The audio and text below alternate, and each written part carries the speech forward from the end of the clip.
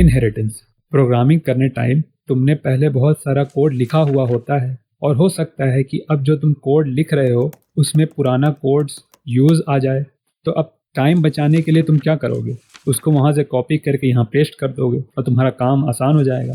पर अब तुम्हारा करंट कोड में पुराने कोड्स भी हैं जिसके वजह से कोड का लेंथ बढ़ गया है। तो जावा इसी कॉपी के फीचर को स्मार्टली हैंडल करता है और बिना कोड कॉपी पेस्ट किए तुम बस इसे बता दोगे कि एक पर्टिकुलर जावा फाइल में ये कोड्स एक्सेस करके ये काम कर लो, तो वो इसे स्मार्टली कर लेता है। और इसमें बस 2 या 4 लाइंस का कोड लगता है जो तुम्हारे कॉपी पेस्ट से भी आसान है और इससे तुम कोड रीयूजेबिलिटी भी करते हो और तुम्हारे कोड का लेंथ ऑलमोस्ट सेम रहता है। Inheritance in Java is a mechanism in which one class acquires all or some of the properties and behaviors of a parent class.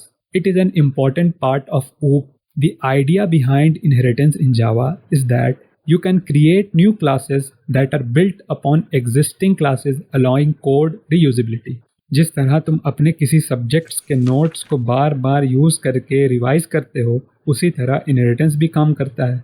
जो क्लास किसी दूसरे क्लास के फीचर को यूज़ करे उसे चाइल्ड क्लास या डिराइव्ड क्लास या फिर सब क्लास या फिर टारगेट क्लास कहते हैं। और जो क्लास अपने फीचर्स दूसरे को यूज़ करने दे उसे पेरेंट क्लास या बेस क्लास या फिर सुपर क्लास कहते हैं।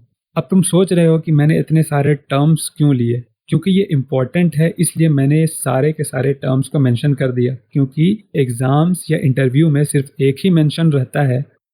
इस डायग्राम में हम देख सकते हैं कि एक फादर एक मेन के क्लास को इनहेरिट कर रहा है और एक चाइल्ड अपने फादर की क्लास को।